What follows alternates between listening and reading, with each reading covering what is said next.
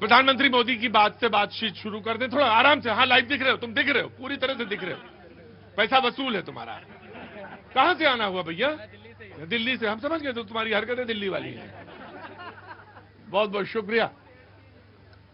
मोदी ने कहा कि जहां युद्ध चल रहा है वो ऊर्जा की आवश्यकताओं का पूरी दुनिया का मेन या बड़ा केंद्र है, वही बड़ा केंद्र है। पूरी दुनिया का जो ऊर्जा का केंद्र है वो वही है। दुनिया भर में पेट्रोल डीजल को लेकर जो संकट की स्थिति बनी है और स्थिति बनती जा रही है संकट की, जो पॉलिटिकल और जो वैश्विक संबंध हैं दूसरे देशों से सहयोग और बीते एक दशक में जो बनाए हैं वो इस वक्त काम आ रहे हैं।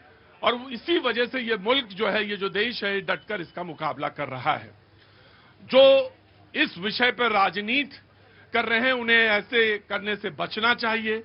ये देश 140 करोड़ लोगों का है और उनके हित सबके एक दूसरे से जुड़े हैं। हमें स्वार्थ भरी यानी जो मौके की जो राजनीति होती है उससे बचना चाहिए, यह प्रधानमंत्री मोदी का कहना है। विपक्ष के नेता राहुल गांधी ने भी अपनी बात कही है, मैं उनकी भी बात रख देता हूं। देखिए मिडिल ईस्ट में, भाई सुनिए मेरी बात, देखिए मिडिल ईस्ट में जो कुछ हो रहा है वो उससे एक आर्थिक भूकंप आने वाला है। ईंधन की कीमतें, जो पेट्रोल डीजल है, की कीमतें आसमान छू रही हैं। इस मुश्किल समय में हमें ऐसा नेता चाहिए जो सुने, जो संवेदनशील हो और दयालु हो। मुझे नहीं मालूम कि राहुल गांधी जी ने यह बात क्यों कही ऐसी। इस मुश्किल समय में ऐसा नेता चाहिए जो सुने, जो संवेदनशील हो, दयालु हो। जब युद्ध चल रहा होता है तो उस समय क्या नेता चुना जाता है या जो नेता है उस पर विश्वास किया जाता है? ये बड़ी मतलब ये सोचने वाली बात है, ये आप खुद सोचें। हमें ऐसा नेता चाहिए जो जिसकी मानवता में विश्वास हो, ना कि खुद अपने में। ये बात राहुल गांधी जी कह रहे हैं। प्रियंका जी ने कहा कि हमें सरकार बताए कि ऐसे मुश्किल समय में उन्होंने क्या किया है। सरकार ने 2-3 चीजें की हैं। सुजाता शर्मा जो पेट्रोलियम मिनिस्ट्री से हैं वो रोज इस बात बाबत अपनी बात रखती हैं। उन्होंने कहा कि देश में पर्याप्त मात्रा में पेट्रोल डीजल है, एलपीजी और पीएनजी की देश में कोई कमी नहीं है।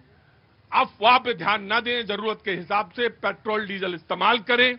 एक बात और उन्होंने कहा कि पिछले 2 दिन में एलपीजी सिलेंडर, वो जो लाल सिलेंडर जिससे खाना बनता है, एलपीजी सिलेंडर की 1.04 करोड़ बुकिंग की गई 2 दिन में, 1 करोड़ से ज्यादा।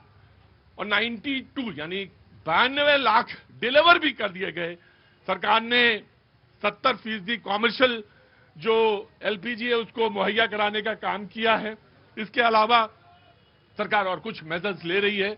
एमएसएमई को लेकर, लोन रीपेमेंट को लेकर, यानी अगर लोन जो है उसको रीपेमेंट को लेकर भी उसने बहुत सारे काम किए हैं। लेकिन जो मौजूदा स्थिति है उससे हम सारे लोग परिचित हैं। जी, मैं ऐसे मौके पे कहना चाहता हूं देश के सारे नेताओं से, चाहे वो पक्ष के हो चाहे विपक्ष के हो, आज जब पूरी दुनिया में संकट की घड़ी है, संकट पे पूरी दुनिया चल रही है, तो हमें एकजुटता का संदेश देना चाहिए और एक बार खुल करके केंद्र की सरकार का समर्थन करना चाहिए और उनके पीठ पे हाथ रखना चाहिए और उनका मनोबल ऊंचा करना चाहिए, न कि उनका मनोबल गिराना चाहिए। भैया आप जैसे समझाना चाहें, जैसे बताना चाहें बता दो, और कैसे वो समझना चाहें, कैसे समझेंगे ये वो खुद बताएंगे। सबसे पहले कांग्रेस बोलना चाहेगी। जी आइए प्लीज कम।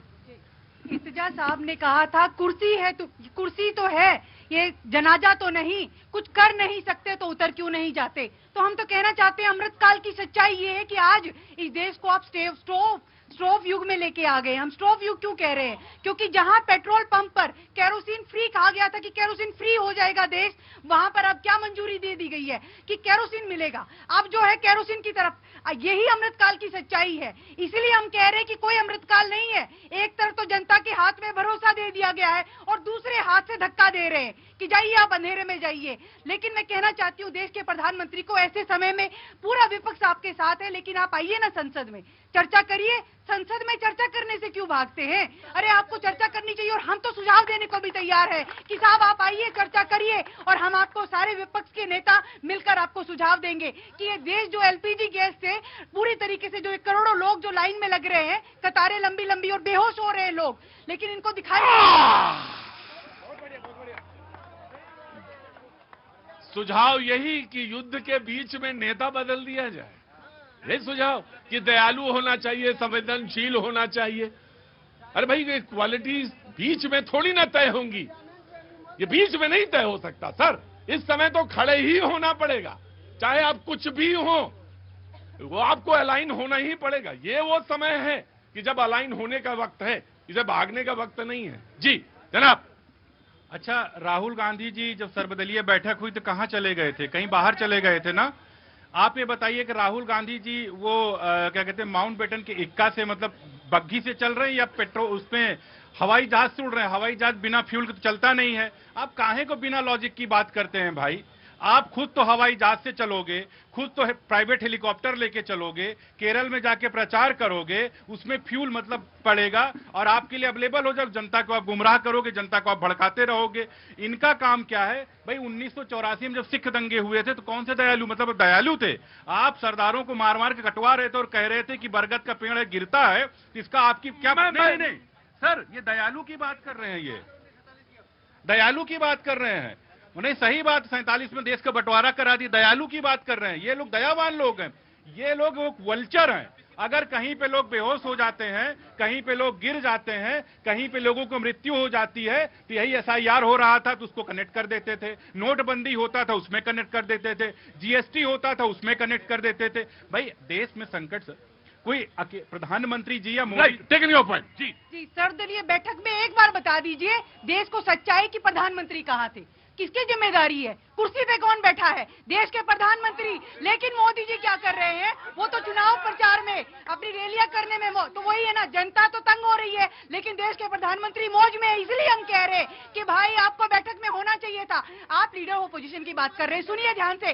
पहलगाम के समय देश के प्रधानमंत्री मौजूद नहीं थे, लेकिन लीडर ऑपोजिशन मीटिंग में थे, तो प्रधानमंत्री की क्या जिम्मेदारी है? तभी तो कह रहे हैं पहलगाम के समय जो ऑपोजिशन पार्टी थी उनके नेता क्या बोलते थे मालूम है? कि इस देश में अल्पसंख्यकों के साथ ऐसा व्यवहार हो रहा है जो पाकिस्तान आकर हिंदुओं को अटैक कर रहा है। आपके नेता बोले थे रावत वाड्रा जी। और मैं सुनिए, अगर आप इस समय होती तो आप क्या करते सरकार में?